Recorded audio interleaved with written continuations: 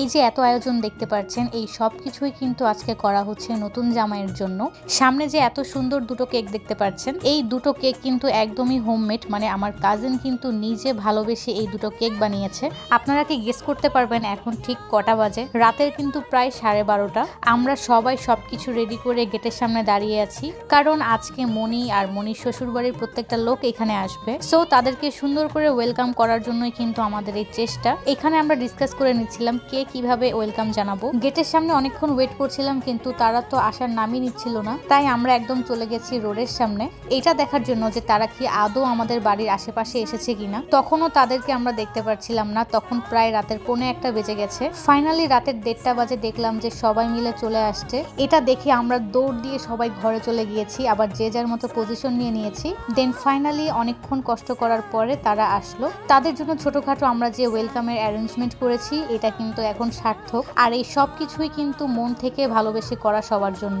এখানে আমার নানু চলে এসেছে সবার সাথে দেখা করার জন্য।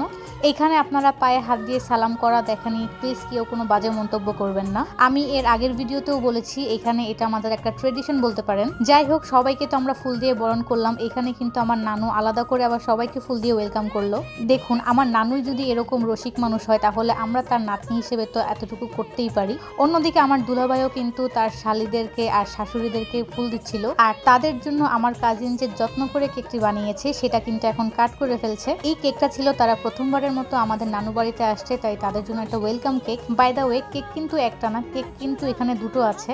তারা বাসায় আসার সাথে সাথে কিছুক্ষণ রেস্ট নেওয়ার পরে আমরা এখানে কেক কাটিং পর্ব শেষ করে ফেললাম। আর এই যে তারা কেক কাট করার পর কিন্তু আমরা কেকটাকে অন্য রুমে নিয়ে চলে এসেছি, আর এখানে আমরাও টেস্ট করছিলাম যে কেকটা কেমন হয়েছে। আমার কাছে কেকটা পার্সোনালি অনেক ভালো লেগেছে। কেক কাটিং করা শেষ, তারপর তারা সবাই চলে গিয়েছে ফ্রেশ হতে। যেহেতু রাত প্রায় 2টো বেজে গেছে, তাই এখন কিন্তু খাবার দাবার সেরে ফেলতে হবে। সো সবাই চলে আসছে ডাইনিং স্পেসের দিকে, আর আমরা তো এর আগেই খাওয়া দাওয়া কমপ্লিট করে ফেলেছি, যেহেতু তারা আসতে অনেক বেশি লেট করছিল। আর এটা হচ্ছে আমার নানু বাড়ির আরেকটা সাইড, যেটা আমি বলেছিলাম যে ভিডিওতে দেখাবো, কিন্তু সময়ের অভাবে আমি সেটা আপনাদেরকে ভিডিও করে দেখাতে পারিনি। সো এই স্পেসটা আজকে আপনারা এই ভিডিওতে দেখে নিন। এর পাশেও অনেকগুলো রুম আছে, সেগুলো আমি হয়তো অন্য কোনো দিন দেখাবো, যেই দিন আমি আবার চট্টগ্রাম যাব ইনশাল্লাহ সেই দিন। আর বলতে বলতে কিন্তু এখানে সব খাবার দাবার চলে এসেছে। প্রথমবারের মতো নাতিন জামাই ঘরে এসেছে, তাই তার জন্য তো এই আয়োজন হতেই হবে। আর আপ্যায়নে কিন্তু সব জেলায় সেরা আমার কাছে।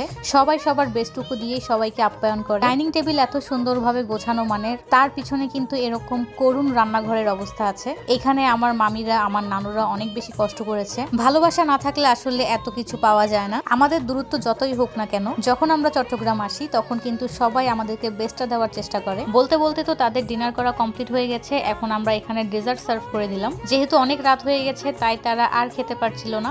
ডেজার্টও বেশি খায়নি। আর এখানে তো দেখতেই পাচ্ছেন, ছোট শালি তার দুলাভাইয়ের কাঁধে উঠে গেছে।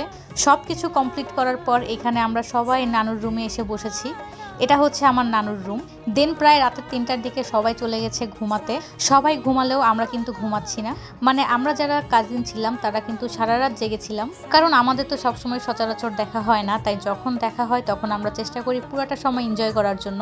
এখন কিন্তু ভোর 4টা বাজছিল, আর এখানে আমার কাজিন আর আমরা এসে গিয়েছিলাম চিকেন ফ্রাই, নুডলস, কফি এইসব খেতে, মানে মিড নাইট ক্রেভিংস যাকে বলে আর কি। এখানে কিন্তু এই সব কিছু প্রিপেয়ার করছিল আমার কাজিন উপমা। আর এই চিকেন ফ্রাইটা আমরা কতটা স্পাইসি খেয়েছি তা তো আপনারা ট্রেতে খেয়াল করলেই দেখবেন। ট্রের কালার একদম সবুজ হয়ে গেছে মরিচ বাটার জন্য। ফাইনালি কিন্তু আমাদের সব কিছু কমপ্লিট। মানে ভাবুন, রাতে আমরা এত কিছু খেয়েছি, এত কিছু খাবার পরে আমরা আবার এই মিড নাইট ক্রেভিংসের জন্য এইসব খাচ্ছি। এই যে আপনাদেরকে সময়টা দেখিয়ে দিলাম, প্রায় সকাল 5টা বেজে গেছে। আমি তো আর ঘুমে একদম টিকতে পারছিলাম না, কারণ সকাল থেকে দৌড়াদৌড়ি করছিলাম। আমি কিন্তু খাওয়া দাওয়া কমপ্লিট করে দিয়েছি একটা ঘুম। আর এখানে আমার বাকি কাজিনরা চলে এসেছে সব প্লেট ক্লিন করতে। কাজিনদের সাথে এত সুন্দর বন্ডিং থাকা, এটা কিন্তু একটা লাকের ব্যাপার। ফাইনালি কিন্তু তারা সব কাজ শেষ করে এখন শুতে এসেছে। যেহেতু বাসা ভর্তি গেস্ট, তাই আমরা কোথাও জায়গা পাইনি শোয়ার জন্য। ড্রয়িং স্পেসে যে সোফা ছিল সেই সোফাতেই কিন্তু আমাদের জায়গা হয়েছে ঘুমানোর। ভোর 6টা বাজে, আর এখন আমরা এসেছি ঘুমাতে। আর এইদিকে দেখুন, আমি কিন্তু একটু আগেই শুয়ে পড়েছি। আমি ঘুমিয়ে গেলেও কিন্তু আমার ক্যামেরা অফ থাকে না। আমার কাজিনরা কিন্তু সেই দায়িত্বটা খুব সুন্দর করেই পালন করে। সো আজকের মতো গুড নাইট। নেক্সট ব্লগে দেখা হবে গুড মর্নিং দিয়ে।